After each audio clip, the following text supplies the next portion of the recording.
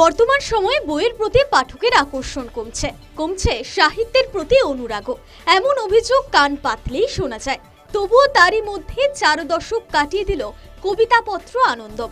এদিন তারা নদিয়ার চাপড়ার এবিটিএ হলে প্রকাশ করলেন কলকাতা লিটল ম্যাগাজিন গবেষণা কেন্দ্রের প্রতিষ্ঠাতা সন্দীপ দত্ত স্মরণ সংখ্যা। সন্দীপ দত্ত, যিনি বাংলা লিটল ম্যাগাজিন আন্দোলনের অন্যতম প্রধান মুখ। ছাত্র অবস্থায় ভারতের জাতীয় গ্রন্থাগারে পত্র-পত্রিকা সন্ধান করতে গিয়ে সম্পূর্ণ ব্যক্তিগত উদ্যোগে একটি গ্রন্থাগার প্রতিষ্ঠা করেন। সামান্য কয়েকটি পত্র-পত্রিকা নিয়ে শুরু হলেও বর্তমান ভারতে অন্যতম সমৃদ্ধ পত্রিকার সংগ্রহালয় হিসেবে গণ্য হয়। এছাড়াও সাহিত্য ক্ষেত্রে তিনি নানা অবদান রেখেছেন। তাকে নিয়ে প্রকাশিত এই স্মরণ সংখ্যার অনুষ্ঠানে বক্তব্য রাখেন বিশিষ্ট কবি সাহিত্যিকরা। বইটি প্রকাশ করেন কলকাতা লিটল ম্যাগাজিন গবেষণা কেন্দ্রের বর্তমান সম্পাদক দেবকুমার সাহা।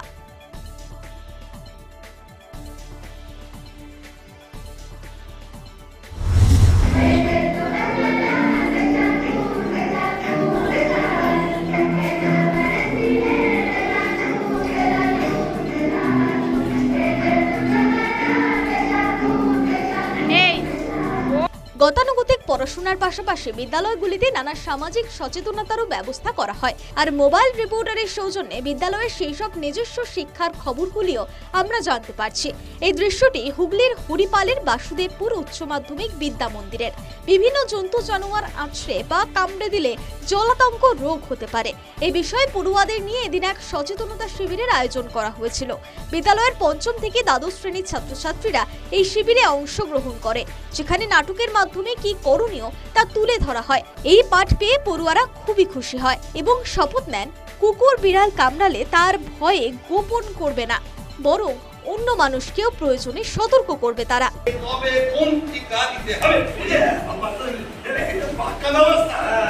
কিন্তু আমাদের গ্রামের ছেলেরা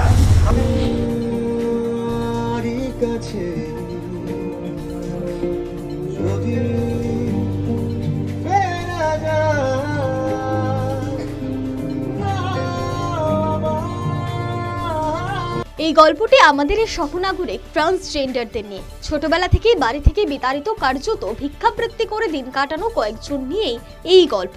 স্বল্প দৈর্ঘ্যের এই ছায়াছবিটি এক অন্য মাত্রা নিয়ে আসে পরিচালক করেন আরিয়ানের ভাবনায়।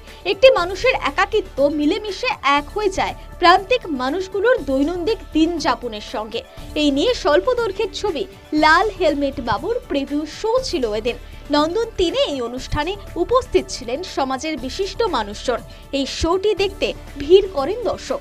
স্বল্প পরিসরে অনেক বড় বার্তা ছবিটির মাধ্যমে দিলেন পরিচালক। এর মধ্যে দেশে বিদেশের বিভিন্ন প্ল্যাটফর্মে পাঠানো হয়েছে ছবিটি। তার মধ্যে 2টি জায়গায় মনোনীত হয়েছে সিনেমাটি। আগামী দিনে এই ছবি নিয়ে নানা পরিকল্পনার কথা জানালেন পরিচালক।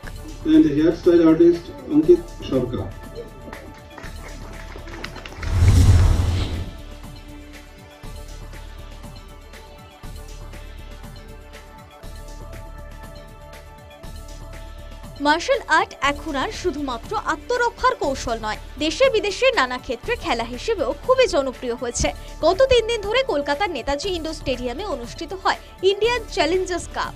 এখানে যেমন আমাদের দেশের ক্যারাটে খেলোয়াড়রা অংশগ্রহণ করে, তেমনি ইন্দোনেশিয়া, মালয়েশিয়া, নেপাল, ভুটান, বাংলাদেশ, শ্রীলঙ্কা এবং ওমানের খেলোয়াড়রাও অংশ নেন।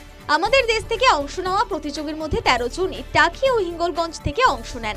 এদিন সেই সমস্ত প্রতিযোগীদের বেঙ্গল টাইগার সাই শিন কাই মার্শাল আর্ট একাডেমির পক্ষ থেকে সংবর্ধনা দেওয়া হয় টাকি গভর্নমেন্ট হাই স্কুলে, যাতে আগামী দিনে ওই সমস্ত প্রতিযোগীরা আরো ভালো ফল করতে পারে।